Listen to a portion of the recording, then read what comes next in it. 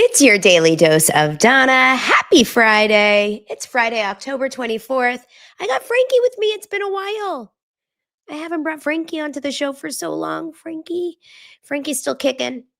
15 years old, my little Franks. Frankie's so light next to little Wrigley. Welcome to the show, everyone. I hope everyone is having a lovely, lovely day. I am still sick. It's the cold that never ends. I did test for the vid, and I am clear as can be. I am not vid pregnant. I actually, when I did take the test yesterday, you guys, hold on. Oh, when I did take the test yesterday, I was like waiting for the double line, and I swear I was like, I thought I was waiting for a baby. It's like PTSD or something when you're waiting for that test. You're like, I started to like question if I was pregnant. Seeing that double line. I'm telling you, there is something about that. Micah is convinced I do have it. Okay, thanks, Micah. Really appreciate you. I'm feeling better. Definitely feeling better, but I'm not there 100%. Welcome everyone in. Welcome to all the dosers. You guys are awesome. I have so much to say today. I have so much to talk about. Whew. We are going to get into all of it and more and more and more. And I have to like really kind of filter myself out because now I'm alone today. Yesterday I had the best guest. Oh, we have so much to talk about. Okay. Let's just get into the show. Number one, make sure to hit subscribe and like and get your arms ready. Get your arms ready and sprinkler it out. We need to get rid of all that negativity. If you know, you know. It's your daily dose of Donna.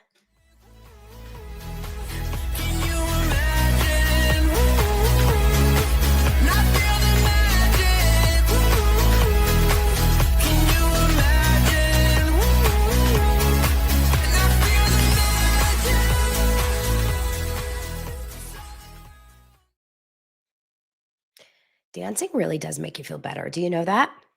Yesterday when I was driving to pick up my kids, no, I wasn't driving to pick them up. I was actually going to see Oliver play a flag football game.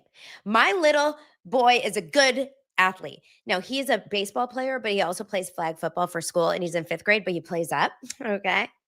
Just call him Oliver Kelsey. He plays up. He's on the 5th grade team, but he's for 5th grade, but he plays on the 6th grade team. And yesterday, he got an interception and ran it. He called it a pick. This is daily dose of Sportsorama. He got a pick and he ran it all the way in and he did something really good. I don't even know. He's number 89. Isn't that a Taylor Swift reference? Anyway, he did something really good. But I was driving and it was a long drive and it's LA. There's a lot of traffic. And normally I listen to podcasts, I listen to audiobooks. And I did have a moment and I was listening to Kevin Federline. And let me tell you, that's a story today. We're going to talk about Kevin Federline. We're going to talk about, a pick six. That's what it's called. A pick. He was saying pick. He said, "Oh, I had a pick, pick, pick, pick." I was like, "Oh, you picked it. You picked it." Like I didn't get what that means. It's a pick six. Oh wow, I didn't realize it was a number. Okay. So I was listening to the Kevin Federline book for a half of the drive. Here's the problem, and I knew I didn't have the patience to sit and read the Kevin Federline book or even on my Kindle. So I'm listening to the Kevin Federline book. I want you guys to hear the way he speaks. I'm listening to it on fast mode. Right now I'm listening to it on 1.2 because I need to speed through this shit. It's a hard read. Not because it's actually an interesting read. I'm not going to lie. He's monotone. And I want, something that I struggle with, and this is the former casting director in me that's coming out, is I want so badly I want to give him notes. I want to give him feedback on his reading ability. I want to be in the booth with him. I wish someone was in the booth with Kevin giving him feedback. I wish someone was like, "Hey, Kevin, like give some more emotion in that line. Can we get a little bit more some more levels?" Every sentence is read the same way. Every sentence. It's almost like he put all the words through an AI program. I'll give you an example. I don't want to read, this is more like this chapter is a little boring. This chapter is the chapter of when he was growing up and kind of how he used to get in trouble. I want to go, let's say chapter 4, I think, is like when he started dating Britney. Remember, this is on 1.2 speed. Chapter 4. The story of Britney and me began on a Monday night at Joseph's, a Hollywood nightclub that was the spot, packed with industry types, dancers, and the kind of people you never expect to cross paths with anywhere else on the planet. That night, I was with the crew, Big Mike, Big Rob, and a few others, hanging at Jimmy and Eddie's before we all headed out. As we got ready to go, Big Rob mentioned that Britney was going to be there. It didn't hit me as a big deal at first. I'd been around a lot of celebrities and wasn't some starstruck kid. I was 25, feeling myself, and used to that world. I'd met her briefly on the LFO tour. A quick, casual intro, no big deal. I looked at the guys, half joking but kind of serious, and said, I'm gonna see what's up with her tonight. They laughed it off like, yeah, okay, sure, buddy. Fast forward, we're at Joseph's. It was packed. That usual early 2000s vibe, hip-hop blasting, wall-to-wall people, barely room to move, let alone dance. But that was my scene. I was having a good time, dancing with a few of Britney's dancers. Listen to what he says. You guys, your comments are amazing. I'm going to read some of them out loud for the audio audience. Billy says, that's on fast speed. Micah says, is he narrating the Jersey Shore? Just wait. TX Katarina says, I would have to listen to that at times too. I know. Olivia says, he sounds so creepy. He does. And Jewelry Girl, this is what I hear. It sounds like AI. And then I said, and then Big Rob said, and then I danced with, and then but just wait till what he says about Britney. I think it's in this moment. Hold on. We have to listen to a little more. I was like, he didn't say that. No. Including Teresa, who I'd already known from back in the day. I wasn't trying to be obvious, but I couldn't help sneaking glances at Britney, and I could tell she noticed. She called Teresa over, whispered something in her ear, and the next thing I knew, Teresa's dragging me over to her booth, shooting me a look as if to say, you better not mess this up. Britney was sitting with her assistant and some other dancers, but the moment I sat down, everything else just kind of faded into the background. It was just me and her. Britney had this presence about her. She was confident, but not intimidating, engaging without trying too hard. We talked for a little while, and then we hit the dance floor. Okay, wait, just wait. Hold on. I have to calm it down for a second. Susan says, and then.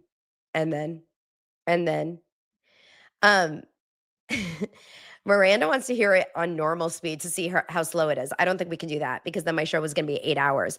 But just hear this one part.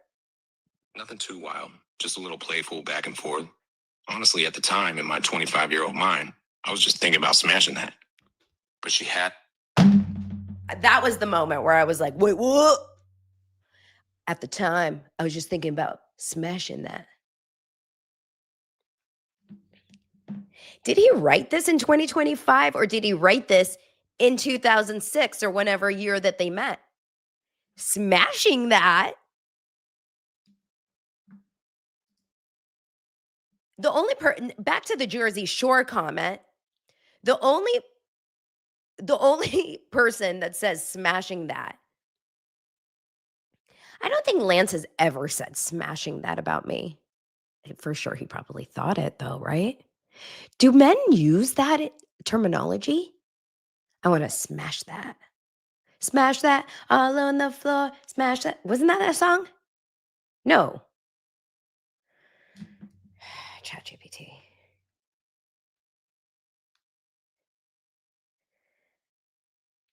How common is the word smash to use instead of the word sex?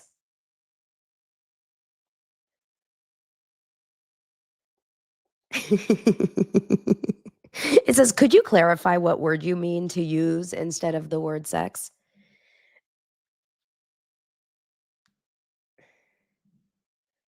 Okay. Smash is very common, especially in casual or internet slang, and it's widely understood to mean to have sex with or hook up. It became mainstream around the 2010s thanks to memes, hip hop lyrics, and social media. Smash or pass. It's casual and a little crude or humorous, not typically used in serious or romantic contexts. Oh, it's called smack that. Smack that on the floor, smack that on. Oh my God. Okay. Liz wants, no, I don't want to do that because he gets home at like midnight tonight from work. Liz says, Donna, you have to ask Lance if he wants to smash it tonight and let us know how he reacts. Ugh. Do I? If I ask Lance that tonight, he's gonna wake me up. And I'm sick. He's gonna come home at midnight from Dancing with the Stars and he's gonna wake my sick ass up, and he's gonna be like ready to smash. Ugh. I can't handle all your different names. They're freaking me out because I don't recognize who anyone is in the comments, and it's not okay for me. I feel like I'm around new people. I feel like all my friends left the party and all of you guys are new, and I don't like it. Okay, fine. I'll text him just for you guys. I'll do this. This is actually a nice text. You know, normally I text him scary things. Okay, let me text him. Hold on.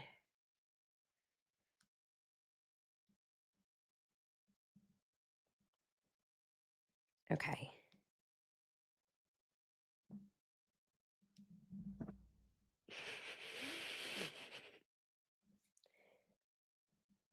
Can I say this weekend? Can I say this weekend, please? And not tonight? Just please tell me that I can say this weekend. I don't want to say this. I don't want to say tonight. Tonight feels too. Okay, you guys are saying yes. Okay. Do I have to say, do you want to smash it tonight, this weekend? Do you want to smash it this weekend? Do you want to smash it this weekend? Sent. Okay, you guys have to do it too with your husbands right now. Or your wives right now. If I'm the only one that did it, he read it. He read it. He read it. He's not responding. Oh, he's writing. He's writing. He wrote He wrote Avi.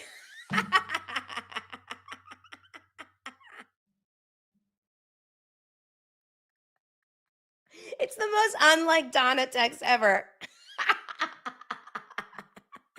I can't believe he's not picking up that that's not like, I'm not live. He wrote, but you're sick.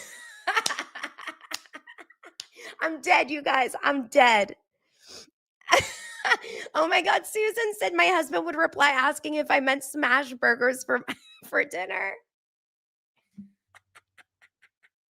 He goes, and obviously this means this is content for your show. Hi, dosers.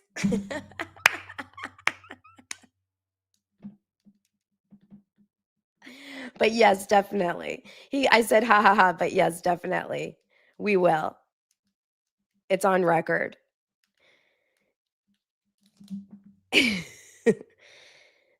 See, the dosers are good for our sex life.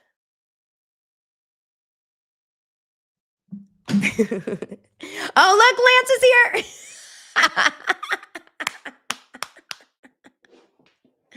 Lance, Kevin Federline just got you laid this weekend. Hilarious. Lance, what if I meant smash burgers? Lori said my husband would smash what? Hilarious. And Lance actually has the weekend off, but we're in baseball tournament weekend. Oh. Maddie says, I'm scared my hubby might have a heart attack. Don't do it then. Don't send your husband that text if God forbid your husband gets sick. Don't do it. Oh my gosh, that was so funny. Well, that was random. Can we get smash burgers too this weekend? Can we smash and smash? You know what we like doing is smash tacos. I don't know if you've ever had smash burger tacos, but another thing someone made, I saw on Instagram, was smash burgers on pita. I couldn't believe how good it looked. You take pita bread and you put a burger all over it. I'm trying to think where I saw it. And then you put it on the grill. Bomb. Okay. Lance says yes, smash burgers and smash. Which one goes first though, Lance? We have to like plan this out. Okay. You guys are going to all be like, we know what Donna's doing Saturday night. Should we go live? Just kidding. Okay. Thanks for letting Donna get the dog. Let's get back into the show. So Kevin Federline, yeah, it's a really hard listen because he's so monotone. But I am actually, and I really, you guys are not going to like me for this. And I know that this is a tough one, but I'm struggling a little bit because we have a really sad story to report about Britney, and she's really struggling right now. And I know that the reports are blaming it on Kevin and his book, but that is not an excuse. I think Britney's really struggling because Britney Spears is not doing very well. I think, oh, I'm gonna make some enemies right now. Patreon, Lances. I think I tend to be a little bit team Kevin. Just like a little bit. I've been like hinting at it through the week. I need you guys to actually, please don't hate me on this one. It's not that I'm not feeling for Britney. I am feeling for Britney. I truly feel like Kevin is struggling because he has been given a shitty end of the stick in this relationship from the beginning. If he is telling the truth, which I don't know. I mean, there's really no way to know. She is not doing well at all. And you can't blame Kevin Federline for that. You cannot. And okay, thank you. Some of you guys are agreeing with me. Okay. And it doesn't mean that he's perfect at all. Okay. Thank God. Thank God. I think that it is really, really, really okay. So what I'm hearing about this book is from the beginning. Okay, I'm so glad that you guys are kind of understanding. And it's not a zero-sum game. It's not like she's bad and he's good. But if his story is in any way correct, he met her when he was in a relationship with Shar Jackson. The way that he's describing it was kind of like fine. I do think that he was blinded by Britney's fame, success, paparazzi, money, beauty, all of that. I do think there is truth to that. I do think he got very excited by all of the glitz and glam that Britney was able to give him. I also think Britney glommed on to Kevin from what I'm listening to. And it's really early on in the book. Like I said, I'm only like 10 chapters in and I already know this part. Britney really got very excited and very into Kevin very early on and became very codependent onto Kevin very early on. She had to go on tour and she was like, I'm not going anywhere without Kevin. From the very, very beginning, she became like obsessive over Kevin. Remember when they started dating? They were never seen apart. And that to me, probably it became like a very codependent relationship very fast. And I think that she was obsessed with him and he became obsessed with her. And I think that it was kind of like a win-win for both of them. And it's fucked that he left Shar. He was living with Shar. He was living with her mom, her brother, her whole family in a small home in now I can't remember, like a small like suburb outside of LA, like about an hour away from LA. And then all of a sudden he meets Britney and he's like in the center of Hollywood. Now he's a dancer that wants to be famous, that wants to be like he wants to be in the limelight. And now he's in the limelight. He's getting paparazzi. He's getting this. He's getting that. Now, Shar comes out and does a tell-all interview that says Kevin Federline left me for Britney Spears.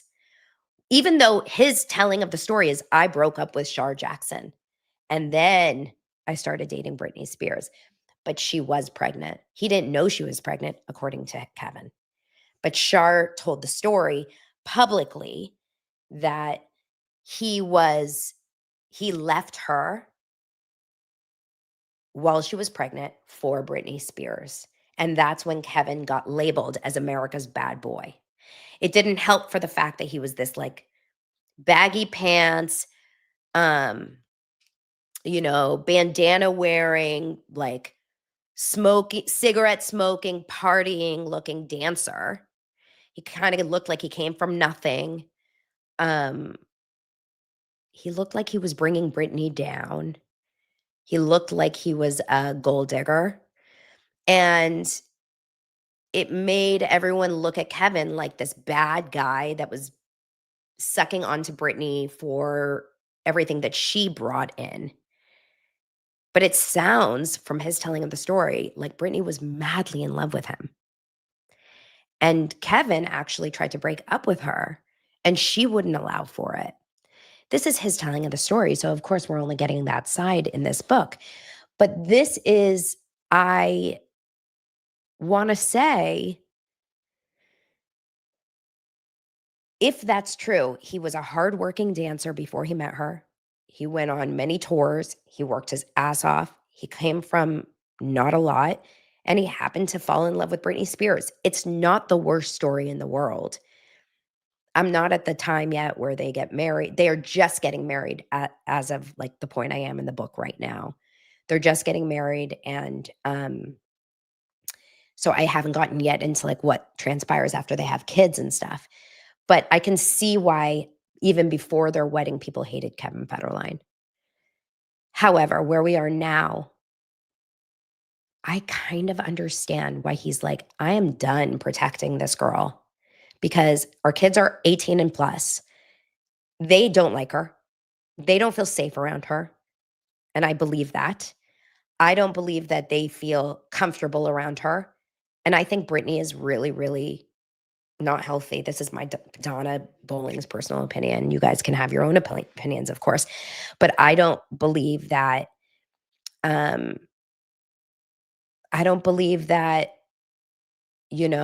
they have, I don't believe that they have a good relationship with her. And I feel like he's done protecting her and he's worried about the mother of his kids. And he doesn't feel like anyone has her back. Now, people like Lori out there, and I get it, say, I feel like he's just writing the book for for the money. So let's get into this story because last night was really, really scary and really bad for Britney. There was a video last night that actually Daily Mail pulled out where Britney was caught driving erratic after a night out. And this is giving vibes of those years, if you guys remember, those old Micah's such a jerk. Agree with you, Donna, for once. So this is giving vibes, you guys, of old school Britney Spears back in the day when she would go out and party hard and she would drive wild and she would smoke her cigarettes and all of those things. And it's very, very concerning, in my opinion. I don't think we can be in this position anymore as like fans of Britney, which I hate to say it. I believe, in my opinion, I believe that to be a fan of Britney and be like, leave her alone is enabling really bad behavior. That's my opinion. Because to love a person is to also recognize when they need help. And anyone that was in the free Britney camp should also be in the camp of, wait, I don't think she's doing well.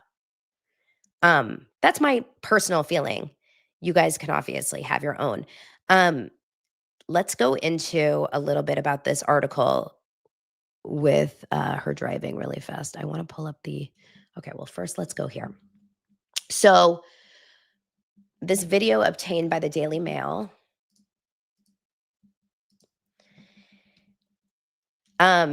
She was swerving her car into the wrong lane of a highway after a night out, and it's echoing her infamous 2007 breakdown in worrying footage and photos obtained by the Daily Mail.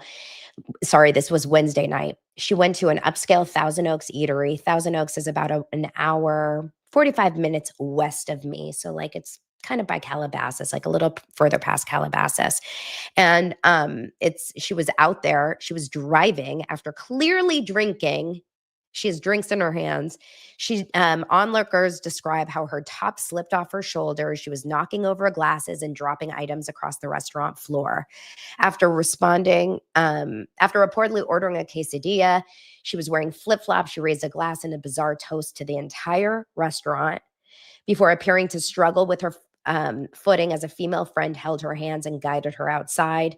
There, and despite protests from several people, including her friend and restaurant staff, she got behind the wheel of her black BMW. Here's the video. Obviously, this is fan video. I don't think it's paparazzi video. Maybe it is. Hold on, let's watch. Maybe I can make it a little bigger. Here we go. Oh my God, I don't know who that is. Being recorded right now.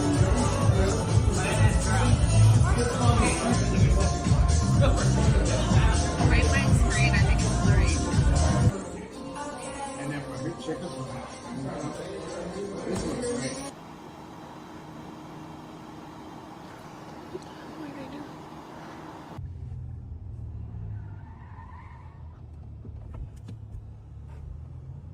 Oh my God.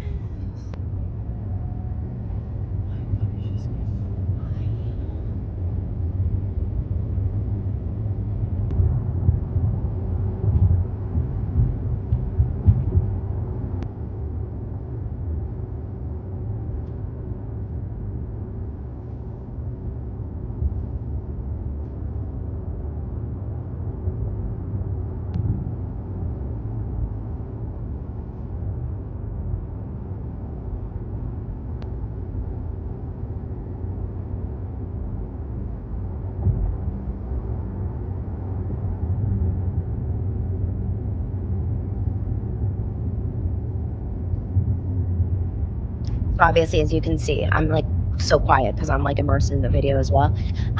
For anyone that's listening, it's just following her down some public roads. This is not private roads. These are public roads, probably in the Malibu, Thousand Oaks, Calabasas area, it looks like. And she's swerving. She's going in and out of the yellow lane, just like oncoming traffic roads. It's quiet though. It's late at night. No other roads are there, but she's full on going into opposing traffic roads. Like crossing the double yellow line, going into the shoulder. The car following her is definitely not like tailing her. It's going, probably 50 feet behind her. I don't know. I'm not very good to be able to tell, but she's clearly not driving safely. I would imagine it's a canyon. She's going over some sort of a canyon. Maybe it's not Topanga. I wouldn't say it's Topanga, maybe like Temescal or something. She's definitely swerving. So let me get out of this video. Sorry. So it's obviously like a really concerning. She was driving 5 miles. So she went 5 miles down a highway to her Thousand Oaks mansion. She was U-turning, accelerating sharply. She had tires screeching, etc. Now, I don't know who actually drove. Followed her. I have no idea who filmed her. I would imagine it was some sort of a paparazzi filming her.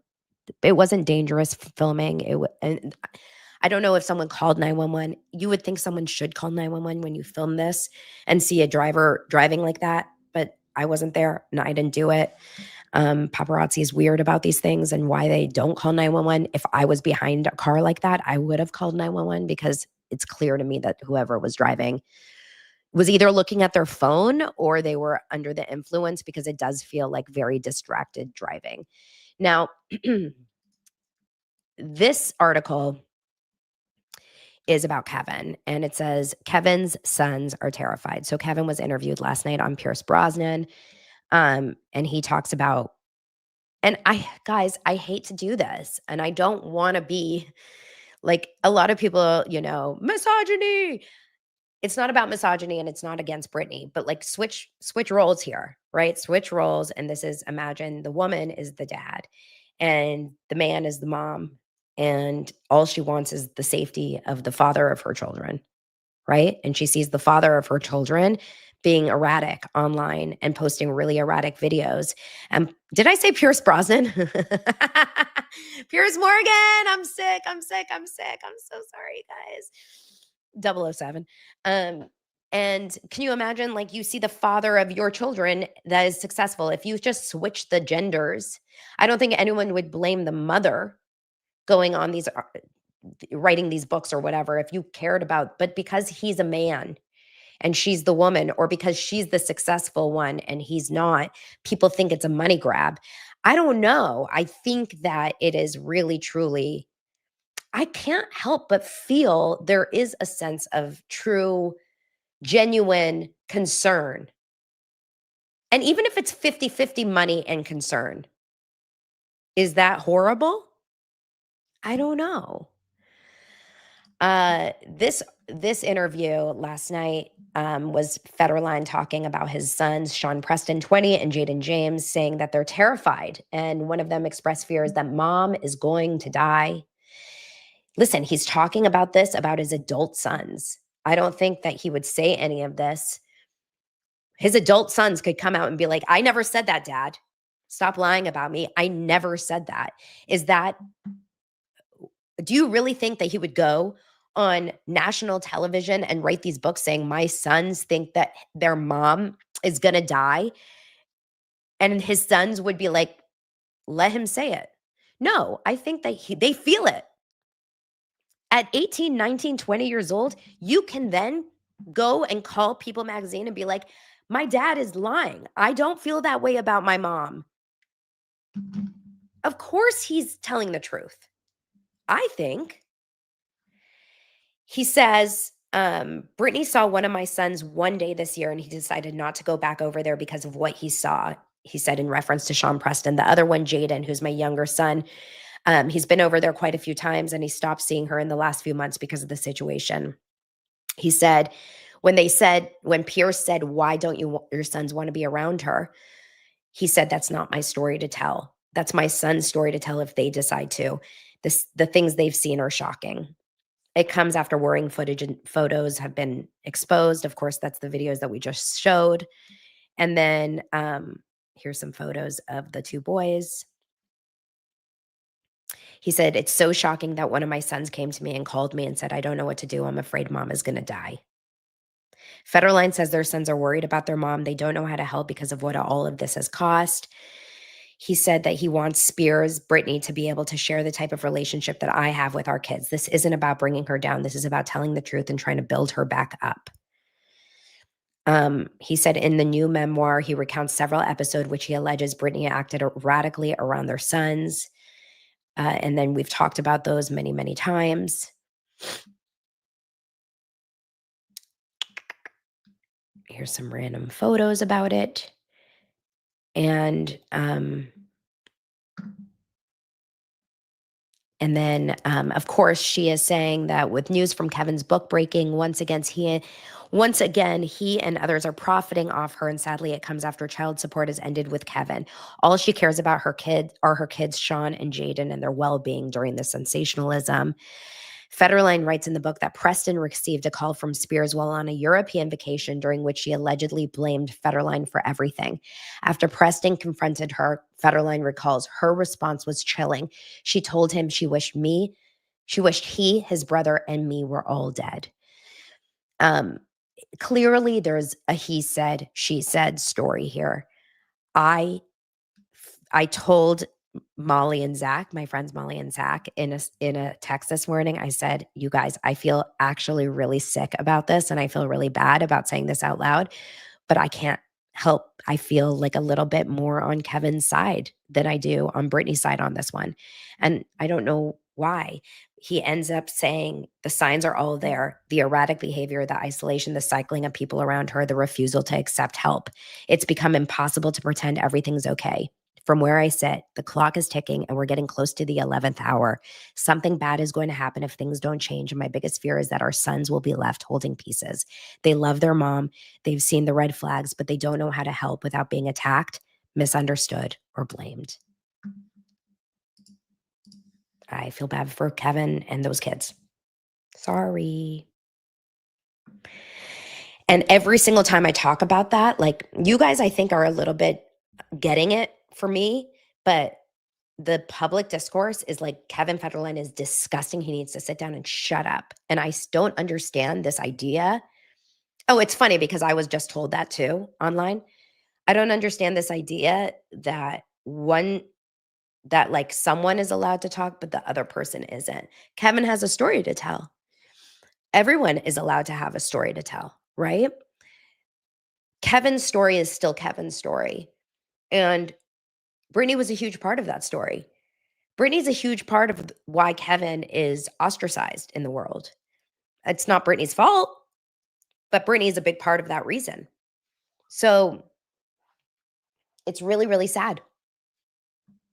Fanatic agrees. As crazy as it feels, I believe Kevin. As crazy as it feels, I do too. I know. And I wouldn't have a few years ago. But Britney has proven over the last few years that she's not well. And I feel so, so bad for her. I feel so bad for the people that love her. And I don't know where to go with that. I don't know. And all those free Britney people, where are they now? Where are those free Britney people? I feel bad.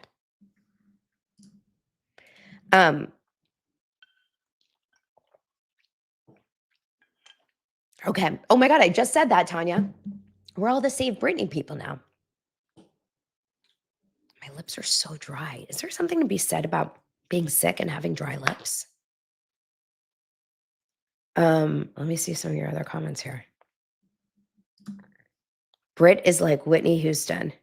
She was always idolized by the public. Kevin and Bobby Brown had no chance but to be cast as the bad boys and acted that way. I think Bobby Brown actually was a really bad boy, though, wasn't he? Wasn't Bobby Brown like officially a bad guy? Did Kevin actually do the bad things, though? Or was he? Or like, I don't know. Lauren. Someone screenshot this. Donna, tell everyone, shut the fuck up because your show is free. Stop being a people pleaser. That's my new motto. Can get that tattooed across my face. I saw her black hair days at Ralph's Coldwater picking up pregnancy tests. She was tweaking so sad. I love that Ralph's Coldwater. They've got great chicken salad. Enrique Isaac. I can't handle the name change here. I love Britney, but I don't know the woman. What if she's really insane? What if she really needed to be controlled? I don't know. Yeah, that's the thing. We don't know these celebrities. We like the idea of the celebrities. We don't know them. We don't know any of these people. We project onto these people what we think they are because we think that they are like an extension of us. But people have true medical issues. True mental health issues, I should say. It's actually really sad. Yeah. All right. Well, let's keep love a good chicken salad. Yes, me and Bethany, all of us and Bethany. Speaking of tattoos,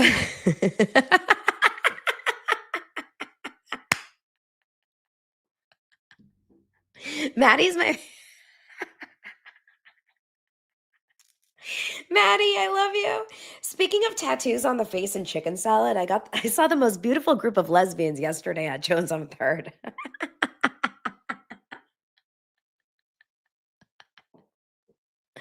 Oh, that's the best comment I've ever seen. I love you. That is a great comment. Okay, let's get I love a good lesbian. I really do. I miss Laura Knighty. Where's my lesbian Laura Knighty? She and I were messaging this morning. One of you guys got me onto this hidden true crime drama.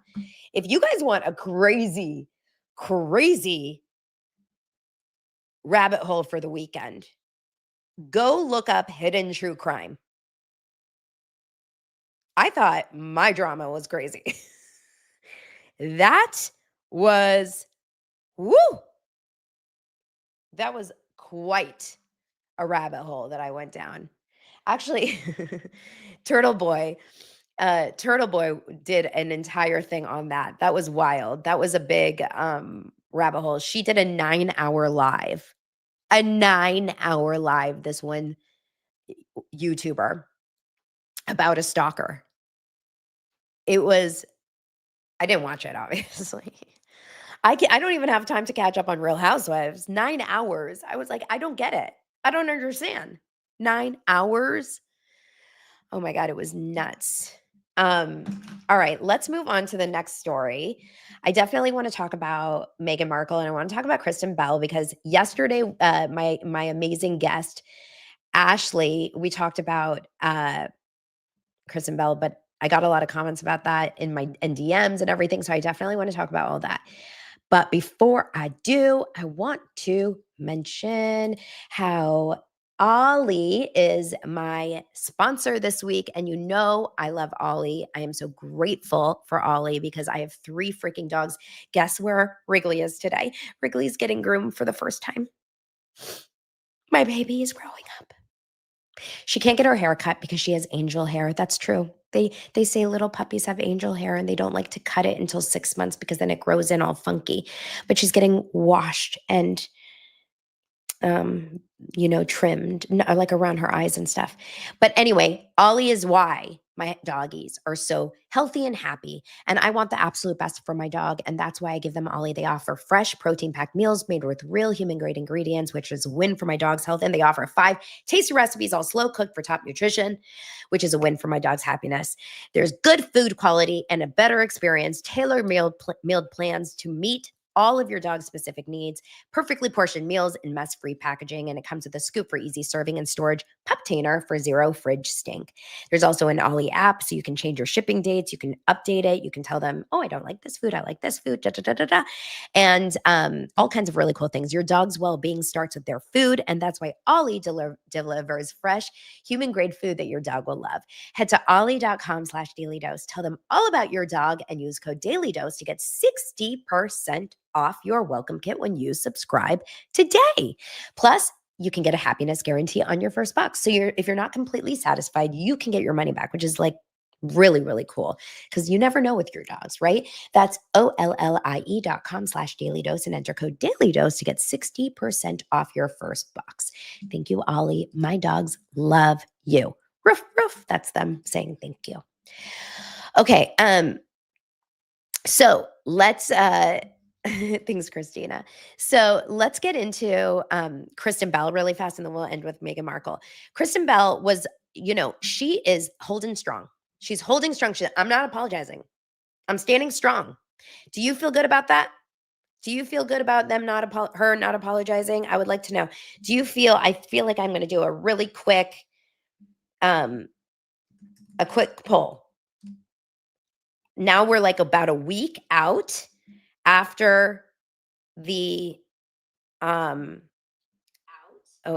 me talking. We're about a week out after her original comments. Do you feel that she needs to do an apology? Do you think Kristen, now I need to sit up straight, now I'm watching myself. Do you think Kristen Bell needs, it's really hard to watch yourself, to apologize? Start poll. All right, let's see. Please vote on the poll. So I'll let it up there for a bit.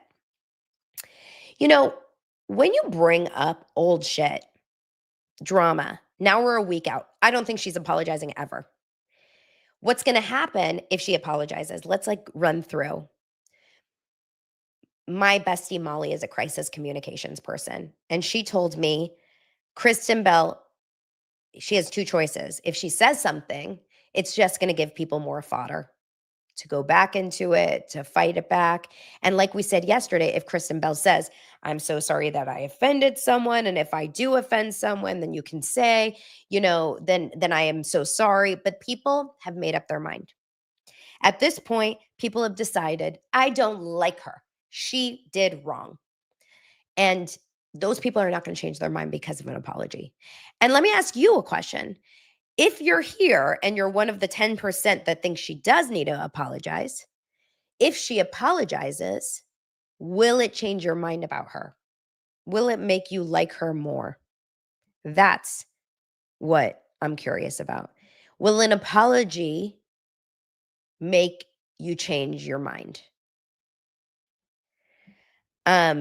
Katie says, what bothered me is the incentivized to kill part. What do you mean incentivized? So Lance asked the same question. He was like, I don't get the incentivized part. And I'm like, I think it's just a joke because she's so rich. Like he could find a way to like make money off of all of her, belongings and assets and stuff. That's all it was. Like life. Yeah, exactly. Like he would pretend that it was an accident and he would make all the money. That's all I got from that. I don't think it was anything. So if she apologized, would you all of a sudden be like, oh, now we're good? That's what I want to know. Rachel says something very interesting, which is exactly what I think. In my opinion, some want an apology to poke holes in that too.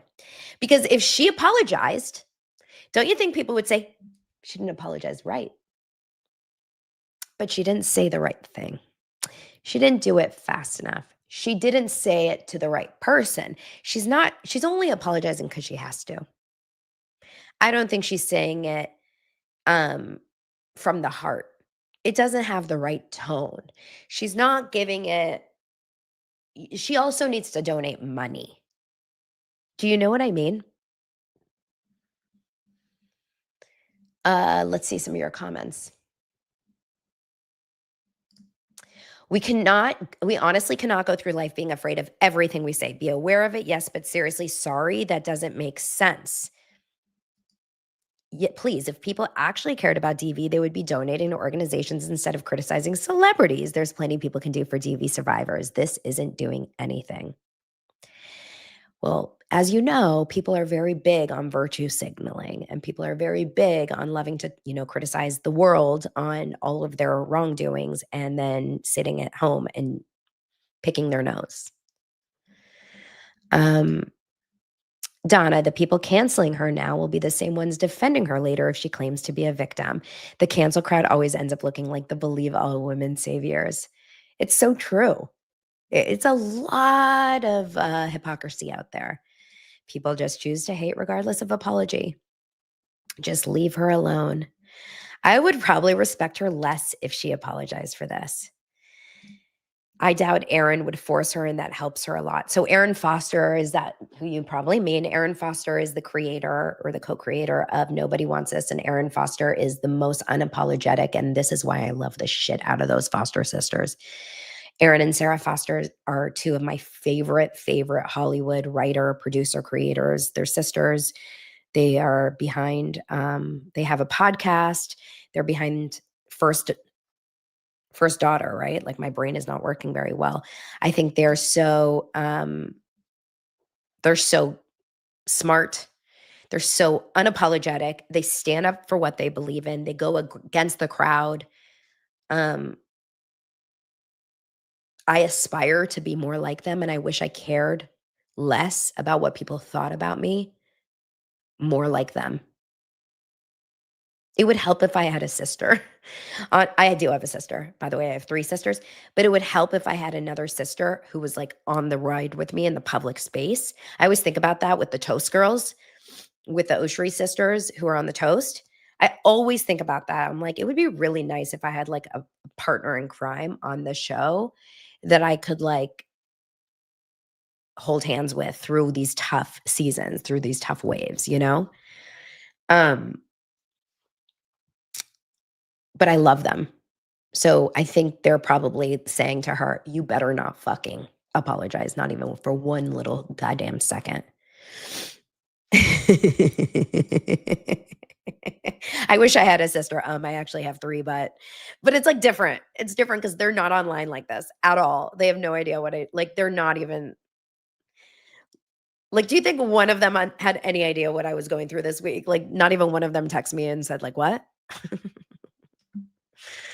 You guys are so sweet. You have us sisters. I love you. I love you guys. You're the best. Zach, Zach is my sister. Zach is as much of a sister as one gets. I love you guys. You're the best. You guys want to meet my sisters? Oh my God. Yeah, it's so interesting. My 3 sisters. So funny. Anyway, so cute. Yeah, it's funny when you have sisters that like don't connect with you and like don't not connect with you. I connect with them, but like we're so different in we do such different things in this world. Like one of them is a pediatrician resident in Arizona. Bless her heart, she's having a baby in November. I love her. The other one is a therapist. Almost, she's in training. The other one is in like biopharmaceutical event planning. Like, where the hell did I come from? So funny. What happened to Aunt Clara? Oh, late. I wish I had sisters, let alone I liked, let alone loved. I have 2. One last message threatened to kill me. Clara, we're going to have to hear the story. It's story time, baby. Give it to us. Whew. Are you okay? Oh my God. You guys, we need to do an extra episode about like crazy siblings. I just have a effed up dad. Do you guys know my story of having 8 stepbrothers and sisters? 8. And one of them we just discovered in the last year. I come from a wild family. I can talk about it another time. Yeah, Clara, you do have to jump onto the next Zoom call. We do need to know this.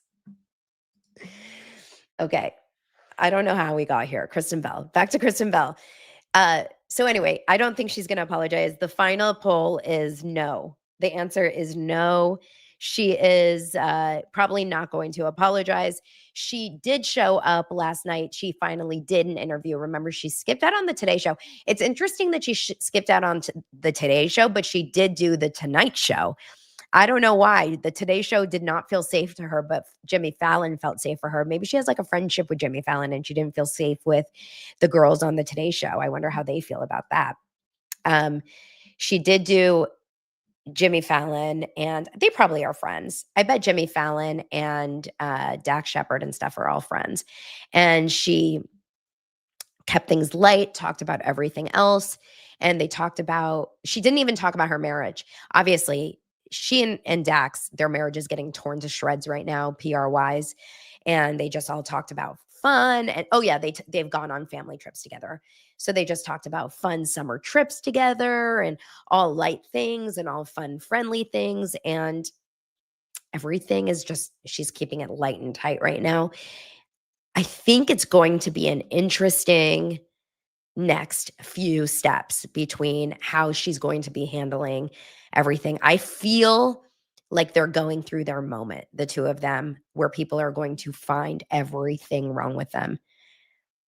I know a lot of people are trying to say that this is her cry for help. I'm going to highly disagree.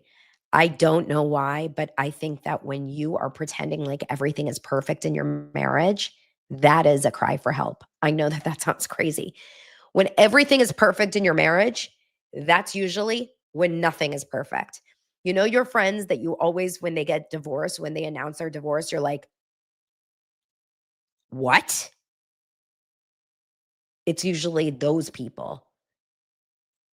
Like, to me, I think when people are honest and open, that they argue, that they get annoyed with each other, that they have fights that they don't talk for 3 days, that they have ups and downs, I think that's natural and normal.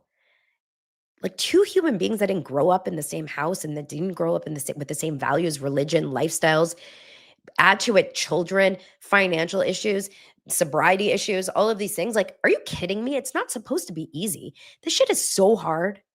Marriage is so hard. Like, there's nothing easy about marriage. We have a lot of fun. We have a lot of laughs. We have a lot of great times. As you can see, Lance and I have a great marriage. It's so hard.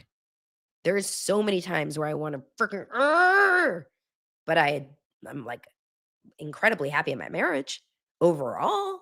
Like, I would say, like, as a like a pie, whatever you call it. I mean, wouldn't you guys say that? But oh, interesting. Redondo Beach, I've messaged with you. I 100% regret getting married. Well, not every marriage is good. Not every marriage is good, right? But I do think that if you're in a long-lasting marriage, it ain't going to be easy. Although I saw a crazy TikTok last night. You guys, this may be a very, very interesting, good next deep dive. And this could be a good documentary. I should send it to Kate Casey. I feel like this is a Kate Casey moment. How can I find this?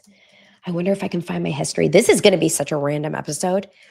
It's about a woman who is she's worried because her mom, how do you find your history of what you've seen? This woman has a mom who's been married. Hold on, I'll show you guys in just a second. You can't call that. Hi, Elsie. Okay, hold on. History, settings. Oh no, I can just see in what I've liked. Because I commented on it. Oh yeah, here we go. I'm going to text it to me. This is a crazy story. And tell me what you guys would do. It's this woman who has a mom who is well, I'll just let you guys watch it.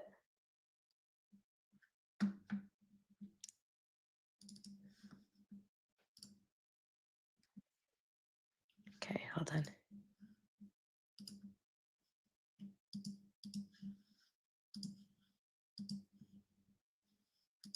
My mom, who's been married to my dad for 53 years, is having an online affair with a scam artist. So I'm wondering if anybody else has had that happening to them.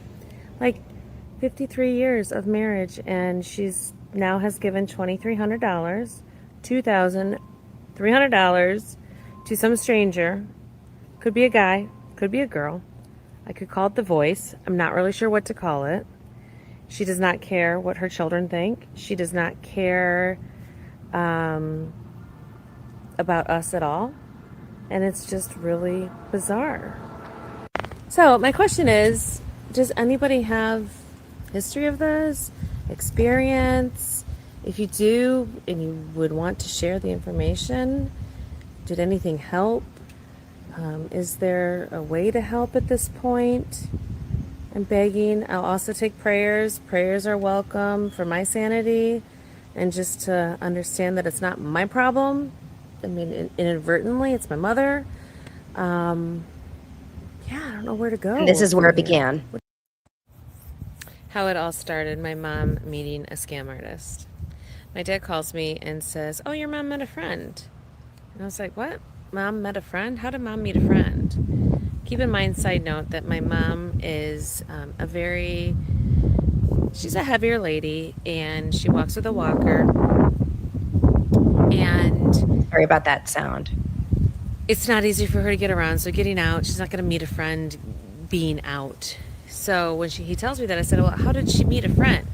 Oh, on Messenger. Somebody reached out to her on Messenger. And then I talked to my mom and I said, so Dad said you met a friend. And she's like, yeah. His name's John Irwin. He is a celebrity. He has his own private jet. He lives in California and he has a house in Ireland. He has 2 children and they are going to boarding school.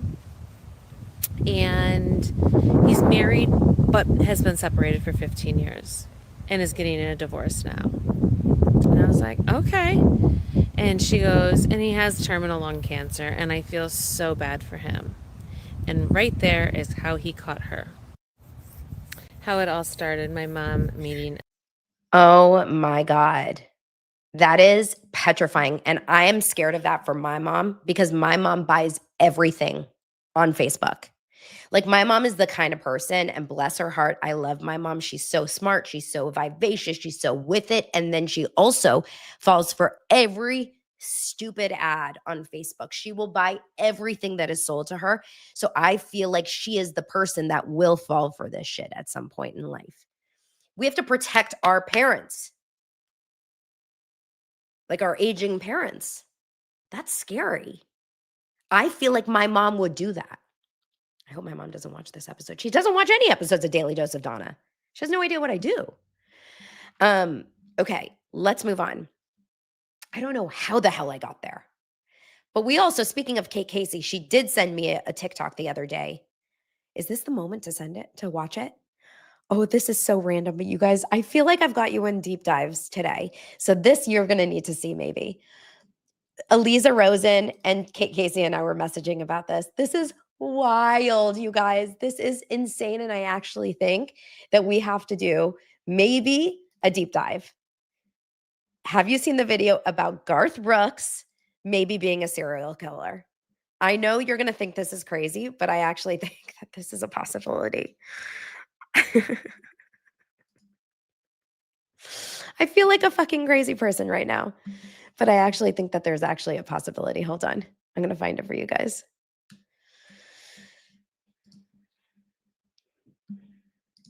Hold on. Do you guys find that it's like impossible to find messages anymore?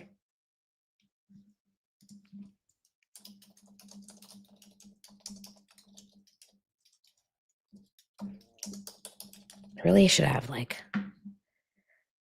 my shit together more. If I don't, I'll have to do this on a separate day. Come on, Kate Casey. There we go. Come on. We're almost there. There we go. Okay.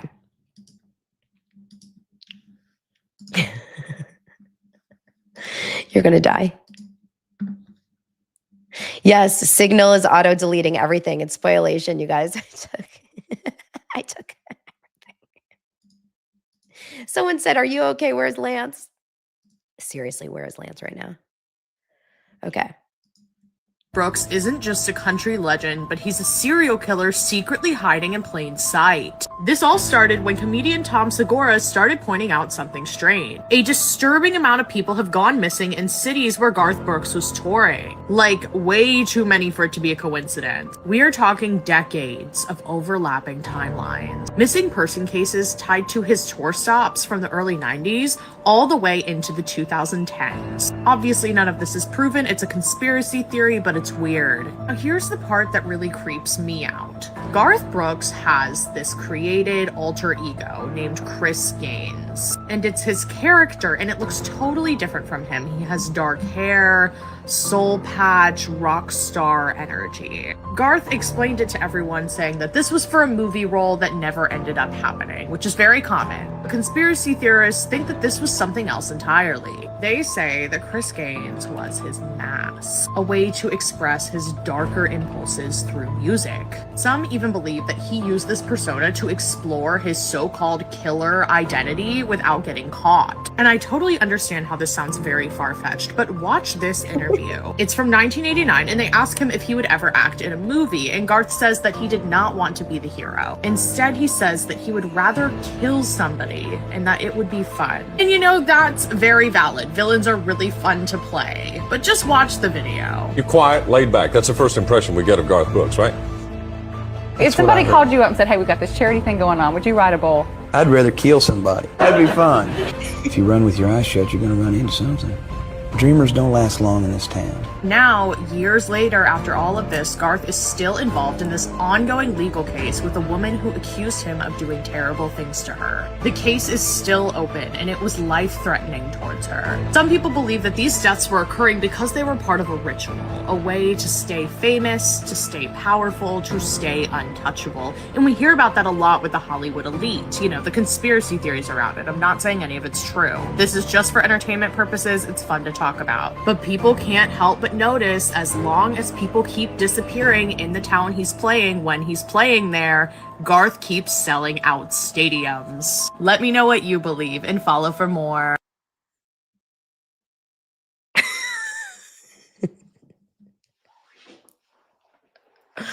Ah! Dun, dun, dun, dun, dun, dun, dun, dun, dun, dun.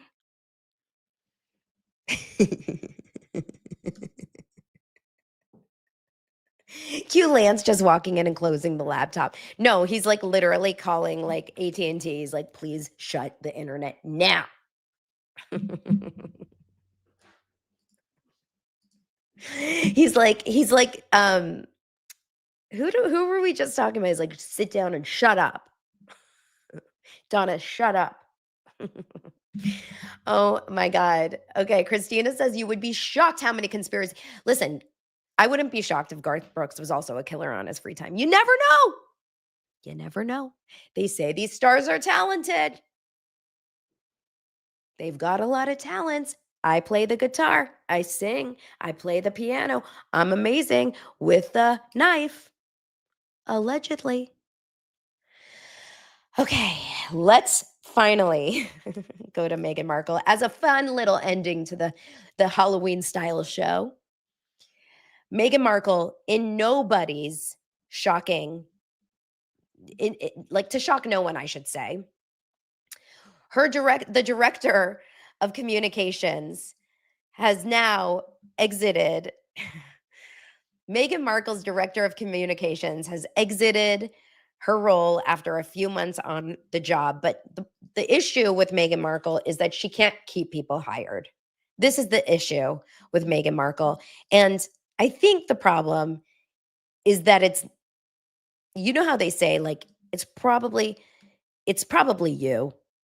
I think it's probably Meghan Markle's fault. I mean, I used to think, like, you know, maybe it's bad PR, like maybe people just don't like Meghan. But the more I really kind of dig into Meghan Markle, the more I really just do feel like Meghan Markle is a challenge. Meghan Markle is a challenge to work for, a challenge to work with. I think that she is not, I don't think she's an easy person, okay?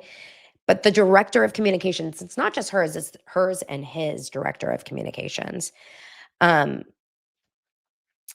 She worked at Netflix as a senior director of publicity. Her name was Emily Robinson before she joined the couple's team in late May. But she just left. She was only working for them since late May. So what? June, July, August, September. And Daily Mail reported it today on Friday, October 24th. She's among several communication staffers who have since exited the Sussex's team in recent years. According to the source, she left on her own accord. She didn't get fired. She was like, I'm out of here. She has not updated her LinkedIn to include a mention of her time working for them. According to the spokesperson for the Duke and the Duchess, they said she did an excellent job and completed those projects with great success. But they've had several staffing changes. It was revealed in June this year that Los Angeles-based Deputy Press Secretary Kyle Boulia and UK press officer Charles Gibson had also departed a year after they were brought on. Their global press secretary and head of communications, Ashley Hansen, also parted ways with the couple as she launched her own communications firm. Liam McGuire, also the director of communications, and Meredith Maines, their chief. A lot of their communications people are leaving. There's a communications issue. Robinson's announcement comes just weeks after Meghan faced criticism during Paris Fashion Week. Obviously, as we know, we've talked about that many times. This is after she shared a video on Instagram showing herself riding through the city. Critics claimed the clip was insensitive and appeared to have been filmed near the tunnel where Princess Diana died. In response to the backlash, a source told Daily Mail Harry was left hurt and upset. Diana's death was used as a stick to beat his wife with. Jeez. Meghan did not even pass close to the tunnel. The whole thing is a joke, but not a very funny one for Harry. They added he was feeling hurt, but the depressing thing, he wasn't even that surprised. He was more despondent than shocked. So this article is basically saying that, he's not very happy. But this is her 10th spin chief, is what Daily Mail is calling it. Her 10th spin chief in 5 years that she has lost. Spin chief. I need a spin chief. Who wants to be my spin chief? Any of you? Do you guys want to be a spin chief? I think Micah should be my spin chief. She wore Diana's perfume. That feels like a Love is Blind episode. Speaking of Love is Blind, I have a little bit of a tea on that.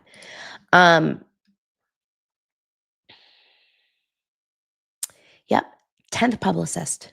This was Emily Robinson. May you have easier jobs in the future. And that is that, you guys. That is that. What is this article about Meghan Markle? This is an awkward moment. Meghan Markle interrupts bookstore speaking event to correct how her friend holds the microphone. Everything she does is awkward. Is Meghan ever not awkward? Excuse me, you hold the microphone like this. Smash that all over the floor. Smash that all on the floor. Smash that. Smash that. Yeah, why don't we have videos like Meghan Markle also is a serial killer, allegedly. She makes me nervous. You guys, I adore you. It's been a really, really challenging week, okay? A lot of you guys have heard some rumors and the nastiness out there about me. I will plan to address it. Not really sure exactly how. I'm trying to keep things light and tight. Been a tough week. I'm feeling very sick, as you can hear. And I don't really want to bring extra negativity and shite into my life and toxicity where it's not needed. But life is good. Life is beautiful. I have an incredible life. I have beautiful, beautiful people in my life. I have great supporters. You guys are phenomenal. Okay. I see you. I love you. I am so grateful for my dosers. The real ones. I know you. I hear you. I see you. I see your messages. I see your DMs. I see your words of support. And for that, I will always, always, always be grateful. It's why I show up every day. It's why I continue to do what I do.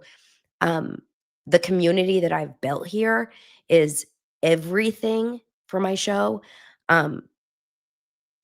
It's Daily Dose of Donna, but it's truly about the community. And what happens sometimes when you do a show like this is, I've been showing up daily. Of course, not this week. I didn't show up daily because I was sick. And if I travel, I can't. If the kids stuff comes up with the kids, I can't. But I've been doing this daily since January 6th. I know it's a bad day. January 6th, 2023. So we're almost at 3 years. Okay. 3 years. And that is a big fucking accomplishment. 3 years daily, 5 days a week, plus a 6th day on Patreon, sometimes an extra Saturday special. So I feel really, really proud of what I've built here. And I understand that, with that comes a lot of bumps and a lot of obstacles and a lot of weird stuff thrown at you. But ultimately, I know who I am. I know who I am inside. And sometimes things come at you that makes you question everything. It makes you question, is it worth it? Do you do it? Like, do you continue? And you know, like the heartache that it, you know, that it brings to you, and the devastation, and the attacks that you get, and the crazy words being thrown at you, it takes a toll, because I don't have an assistant reading my messages. I don't have an assistant reading DMs. I mean, I get it all. I see it all. So yeah, I mean, I'm a human being, and I'm a sensitive human being. You've seen me cry on the show a million times. So I see it all. I feel it all. I am, you know, I am someone that is, I'm a sponge. I'm a sponge for emotion, right? So I have to build myself up every time things come at me, but it does make me stronger. It does always make me stronger. And every time something like this happens, I'm always reminded. I'm always reminded about my strength. I'm always reminded about you guys and why I do this. And I'm telling you, this is a really good test. It's always a good test. It's always a good lesson about who's in your life and why, and what you do things for, and your values, and why it's important to stay strong, and why it's important to keep your friends close, and keep, you know, your circle tight, and your gratitude, and really good life lessons that I keep learning over and over. You know, my son Dylan, his bar mitzvah is on November 15th. That's been like the prime uh focus of my life. As if any of you guys have ever thrown a bar mitzvah. Holy shit. My first time ever throwing a bar mitzvah for a kid. What? Why didn't anyone tell me this was so much work? So it's been like obsession, busy, overwhelm, not sleeping type of stress. And so I've been really, really working hard and in it, but it, alongside of it comes a lot of like learning lessons, and like working with the rabbi and talking to him, and talking to Dylan about what it means and stuff. And like, there's so much growth through all of this. I'm growing too, you know. This is my first time on the earth as well. I always tell Dylan that, like, I've never gone through life before. Like, I'm 44, but I'm growing. I'm like going through life for the first time too. I've never experienced being online on a public platform like this. So kids get bullied at school. I go through online things too, you know. It's a really interesting experience, but I am grateful for every single moment of it, all of it. And I wouldn't be able to do any of it without you guys. I'm not looking at your comments. I'm not looking for any of that, but I'm sure I will look at them later, and I love you guys so much. I really do. And my favorite, Daniel Chidiak, who I posted yesterday, said something this morning. He said, everything happens for a reason. The highs, the lows, the wins, the losses, the people who come in and the ones who leave. None of it is random. Every moment carries a lesson. Every lesson is guiding you closer to your purpose. So when life feels heavy, pause, breathe, and remember, there's meaning in this too. And I fucking agree. So happy Friday, Shabbat Shalom. Thank you so much for all your love and everything. And I hope you guys have a great, great weekend.